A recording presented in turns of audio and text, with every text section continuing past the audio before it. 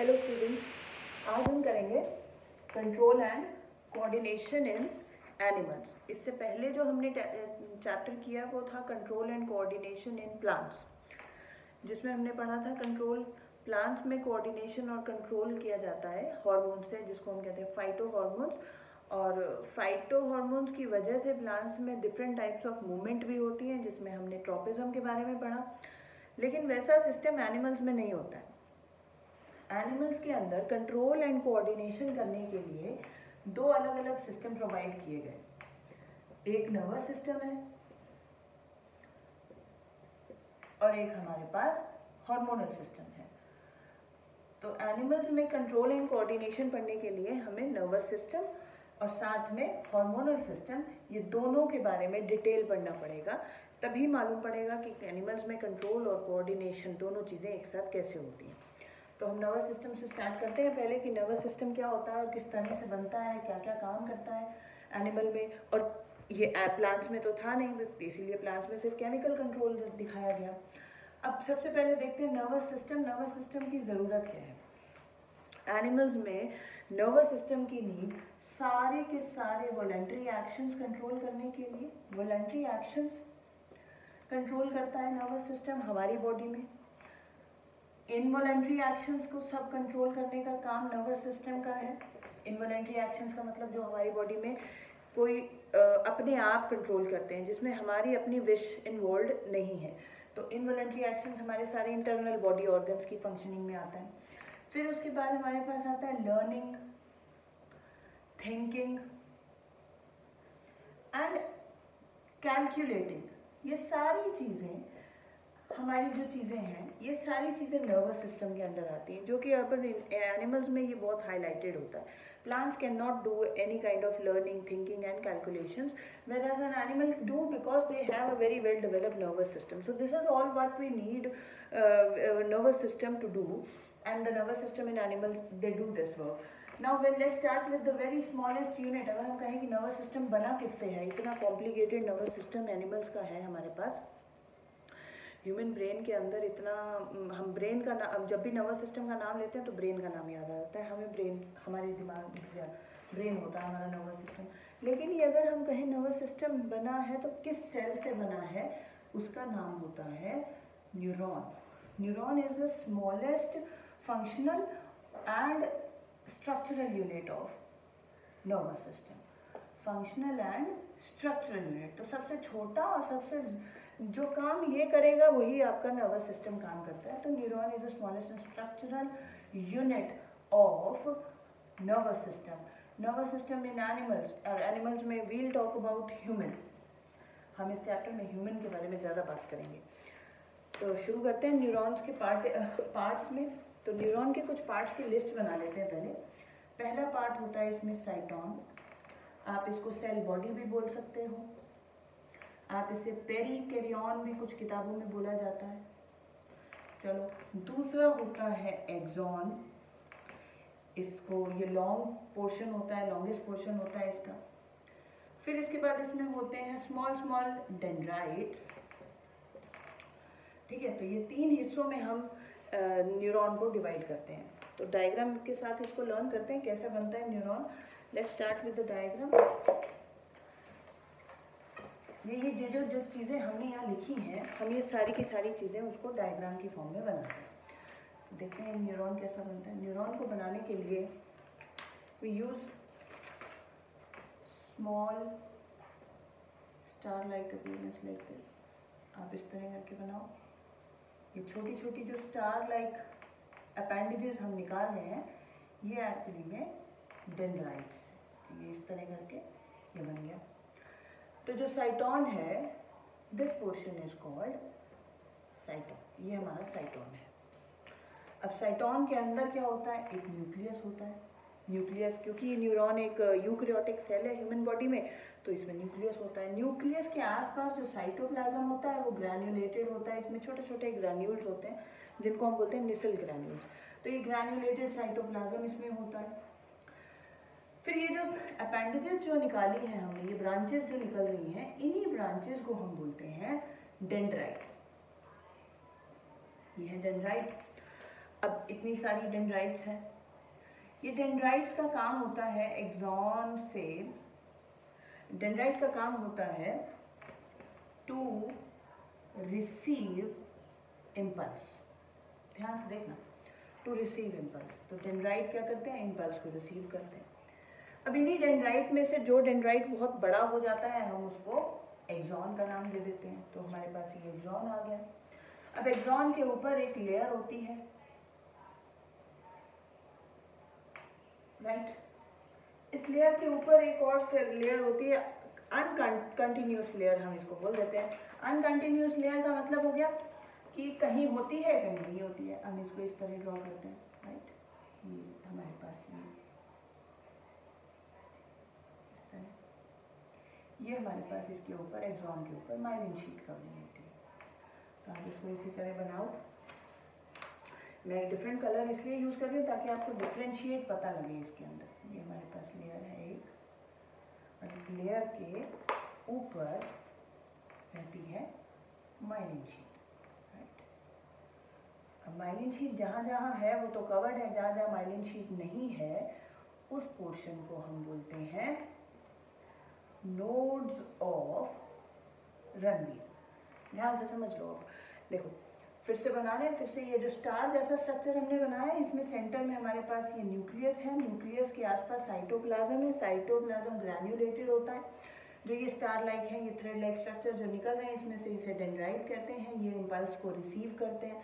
Impulse receive होने के बाद साइटोन में से होती हुई ये लंबे से डेंड्राइट, जिसका नाम हमने रखा है एक्सॉन, एक्सॉन, इस पोर्शन को आप एक्सॉन बोलोगे। लेट्स मेक इट हेयर, इस पोर्शन को हम एक्सॉन बोलते हैं।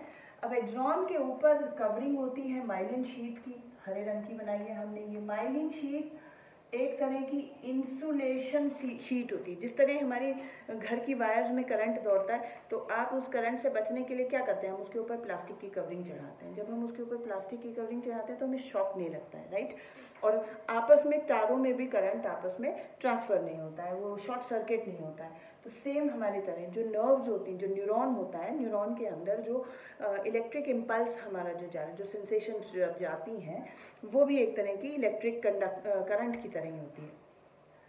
तो उससे एक न्यूरॉन से दूसरे न्यूरॉन में वो ट्रांसफ़र ना हो, तो इसीलिए गॉड ने उसके ऊपर भी एक इंसुलेशन शीट दी, जिसको हम क्या बोलते हैं, माइलिन शीट। अब इस माइलिन शीट का कहीं कहीं प्रेजेंस होना, यानी कि इसको कवर करना, और जहाँ ये नहीं होती है उस गैप को बोला जाता है, उन गैप्स को बोला जाता है नोड्स ऑफ रणवीर। तो अब ये फंक्शन में पूछते हैं लोग, माइलिन शीट का फंक्शन क्या है। एक्चुअली माइलिन शीट होने से, न्यूरॉन के ऊपर माइलिन शीट होने से जो इम्पल्स है वो बहुत तेज़ी से जंप कर करके, because neuron impulse will transfer like this, यहाँ से ऐसे जंप कर करके जाएगी, तो वो बहुत तेज़ी से ट्रांसफ़र करती है। तो किसी भी न्यूरॉन में जहाँ इम्पल्स कंडक्शन फास्टर करना है तो वो माइलिनेटेड न्यूरॉन होगा, ठीक है। अभी यहाँ पे एक्सॉन का एंड होगा, एक्सॉन जहाँ एंड होता है उस एंडिंग पार्ट में हम इसको बोलते हैं terminal ending, something like this, ठीक है। तो इस तरह जहाँ पर ये एंड होगा उसको टर्मिनल एंडिंग पोर्शन बोलते हैं। टर्मिनल एंडिंग बोल दीजिए, न्यूरॉन एंडिंग बोल दीजिए, आप इसे साइनेप्टिक नोब बोलते हैं। इसके लास्ट स्वोलन एंड को, जब ये न्यूरॉन जहाँ ख़त्म होता है उसके आखिरी में एक स्वोलन एंड होता है, इस स्वोलन एंड को हम बोलते हैं साइनेप्टिक नोब, राइट। तो ये एक न्यूरॉन का स्ट्रक्चर हमें समझ में आया। तो न्यूरॉन में हमने साइटॉन बनाया, साइटॉन सेल बॉडी है, मेन फर्स्ट पोर्शन है। फिर हमने एक्सॉन बनाया, उससे आगे ये लंबा सा है जो पोर्शन, जो लॉन्गेस्ट पोर्शन है वो एक्सॉन होता है। एक्सॉन से पहले, साइटॉन से पहले ये छोटे पोर्शंस होते हैं, ये डेंड्राइट होते हैं। तो to receive the impulse, axon का काम होता है to pass the impulse to next neuron, इसका काम अगले न्यूरॉन में इम्पल्स को पास करना होता है। और जो साइटॉन का काम होता है वो डेंड्राइट से इम्पल्स लेके नेक्सॉन में पास कर देता है। तो इतना सा इसका काम है, ये इसका स्ट्रक्चर है, ये इसे आप अच्छे से लर्न करिए। फिर हम इसके बाद अब हमारा नेक्स्ट टॉपिक बनता है साइनैप्स क्या होता है, कैसे एक न्यूरॉन दूसरे न्यूरॉन के साथ किस तरह कनेक्टेड होता है। Let's start with that.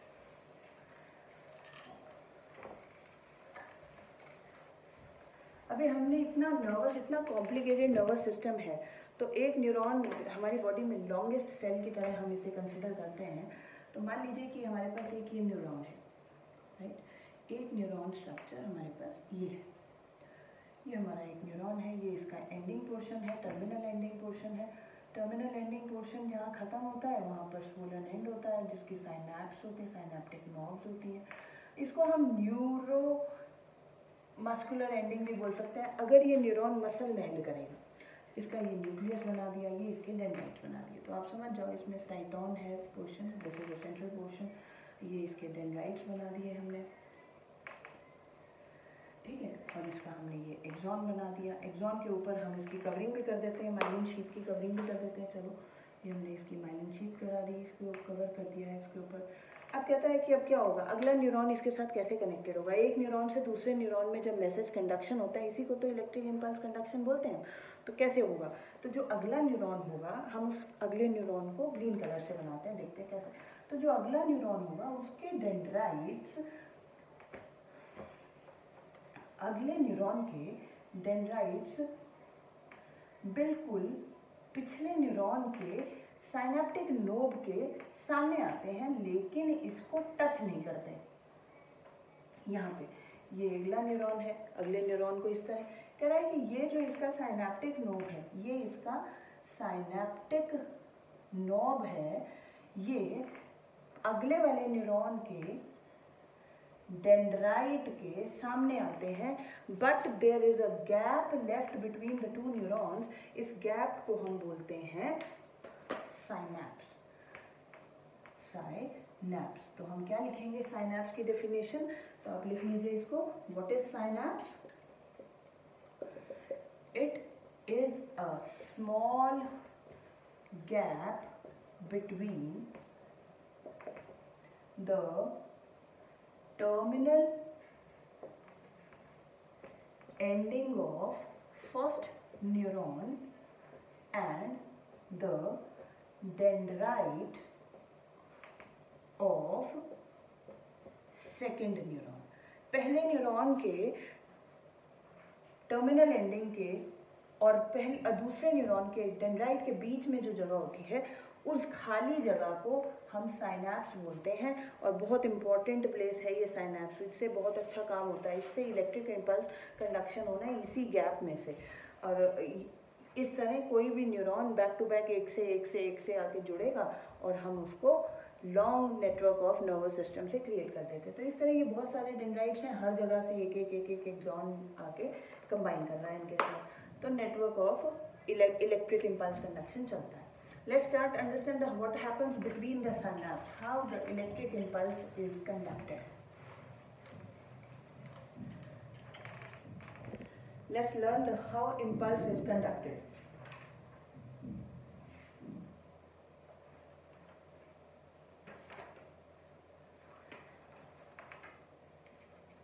How impulse is conducted between synapse. तो साइनैप्स में इम्पल्स कंडक्शन के लिए हम बनाते हैं पहले, this is the synaptic knob of, this is you called a terminal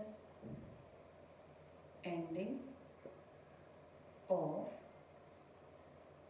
a neuron, axon के बाद जो आता है synaptic node, and then there will be another swollen end, that is a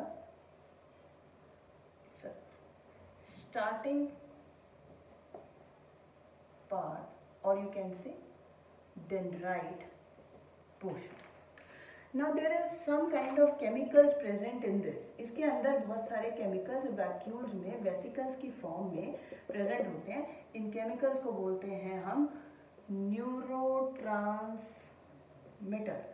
in neurotransmitters को, न्यूरोट्रांसमीटर्स मतलब कि nervous system is neuro and transmitter is that transmit the impulse, transmit the message. तो message from one neuron is going to transfer in the second neuron.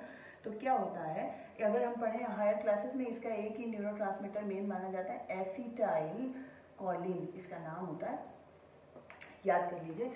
इसको इस surface पे जब लेके आएंगे, ये वैक्यूल इस सरफेस पे आके आएगा और रप्चर करेगा, then these transmitters are the chemicals are released in this gap is called synapse. तो साइनैप्स में ये केमिकल रिलीज हो जाएंगे। ये रिलीज हुए chemical will be taken by, इसके अंदर they will be taken by another vesicle into the dendrite, and once they reach into the dendrite from here to here, तो इधर से इधर मैसेज कैसे कंडक्ट हो गया, इधर से वेसिकल्स में निकला, फिर सरफेस पे आया, फूट गया, केमिकल बीच में आए, फिर इस डेंड्राइट ने उसे एब्जॉर्ब कर लिया और ये इस वेसिकल में चले गए और आगे पास ऑन हो जाएंगे। Hence the impulse is conducted from एक न्यूरॉन से दूसरे न्यूरॉन में। इम्पल्स इस तरह कंडक्शन होता है और इस तरह हमारा मैसेज ट्रांसफ़र होता है from one two next neuron. Understand? तो ये बहुत आसान सी चीज़ है, इसे बड़े अच्छे से डायग्राम, ये बहुत इंपॉर्टेंट है, हमारे एग्जाम में बहुत बार पूछा गया है इसे, बहुत अच्छे से इसे डायग्रामेटिक रिप्रेजेंटेशन में याद करिए। अब हम बात करते हैं डिफरेंट टाइप्स ऑफ न्यूरॉन। तो इसमें न्यूरॉन के कितने तरह के होते हैं? न्यूरॉन हमारे पास 3 तरह के होते हैं। 3 तरह के न्यूरॉन कैसे होंगे? Let's types of neuron. Neuron होते हैं हमारे पास 3 तरह के। सेंसरी न्यूरॉन, राइट, फिर हमारे पास आते हैं मोटर न्यूरॉन और दूसरे आते हैं रिले न्यूरॉन। तो हमारे पास 3 तरह के न्यूरॉन आ गए। तो सेंसरी न्यूरॉन क्या होते हैं? वो न्यूरॉन जो, सेंसरी न्यूरॉन का मतलब वो न्यूरॉन जो सेंस ऑर्गन से स्टार्ट होते हैं, neuron that originate from sense organ. जो सेंस ऑर्गन से स्टार्ट होंगे, हमारे पास कितने सेंस ऑर्गन होते हैं? 5 सेंस ऑर्गन होते हैं। तो 5 सेंस ऑर्गन से जो भी न्यूरॉन उनके रिसेप्टर सेल से स्टार्ट होगा और वो टू ब्रेन और स्पाइनल कॉर्ड, ब्रेन या स्पाइनल कॉर्ड में जाएगा, स्पाइनल कॉर्ड में जाएगा, तो हम उसको बोलते हैं सेंसरी न्यूरॉन। यानी कि ऐसे न्यूरॉन्स जो सेंस ऑर्गन से स्टार्ट होकर ब्रेन तक मैसेज को लेके जाएंगे, तो इनका मैसेज कंडक्शन ये बाहर से बॉडी के अंदर ब्रेन तक मैसेज को लेके जाने का काम करते हैं, तो इसको हम कहते हैं सेंसरी न्यूरॉन। ऐसे ही मोटर न्यूरॉन कौन से होते हैं? मोटर का मतलब हमारी बायोलॉजी में मसल से रिलेटेड होता है। तो ऐसे न्यूरॉन जो neurons that originate from brain और spinal cord, कहीं से भी हो सकता है, brain और spinal cord, and ends in muscles, तो उनको हम क्या बोलते हैं? मस्कुलर न्यूरॉन या मोटर न्यूरॉन, राइट। और रिले न्यूरॉन क्या हुए? अब रिले न्यूरॉन होते हैं, रिले रेस जैसे हम खेलते हैं ना, हमारे रिले रेस में क्या होता है? एक आदमी लेके आता है हाथ में अपना बैच और आगे जाके आगे वाले पार्टनर को उसको पास कर देता है, तो एक पॉइंट आता है जहाँ पर वो दोनों मिलते हैं। तो ऐसे ही हम इस रिले रेस की तरह हम इसको भी मानेंगे। कैसे? सेंसरी न्यूरॉन से एक न्यूरॉन मैसेज लेके आया ब्रेन तक, तो ब्रेन में, ब्रेन के बाहर वो अपना मैसेज छोड़ देता है, तो ब्रेन के अंदर कौन लेके जा रहा है? ब्रेन के अंदर लेके जाने वाला एक और न्यूरॉन है, वो ब्रेन के अंदर मैसेज को लेके जाएगा, उसके बारे में सोच विचार करेगा और उसको बाहर जाके फिर से मोटर न्यूरॉन को पकड़ा देगा। तो जो बीच का पोर्शन होता है, ब्रेन के अंदर जो न्यूरॉन प्रेजेंट है, उन न्यूरॉन्स को हम बोलते हैं रिले न्यूरॉन, और इनका दूसरा नाम हो सकता है कनेक्टिंग न्यूरॉन। समझे? तो हमारे पास कनेक्टिंग न्यूरॉन कौन से हो गए? वो न्यूरॉन जो हमारे ब्रेन में सेंसरी न्यूरॉन और मोटर न्यूरॉन के बीच में कनेक्शन मेंटेन कर रहे हैं, तो इनको हम कहते, दे कनेक्ट और pass the impulse from sensory neuron to motor neuron. तो इनका काम सेंसरी न्यूरॉन से इम्पल्स को लेना है और फिर उसके बारे में प्रोसेसिंग करना है, सोचना है, डिसीजन लेना है, फिर उसको आगे हमने मोटर न्यूरॉन में उसे पास कर देना है। तो इस तरह ही हमारा सिस्टम चलता है, तो हमारी ब्रेन भी इसके बारे में काम करता है।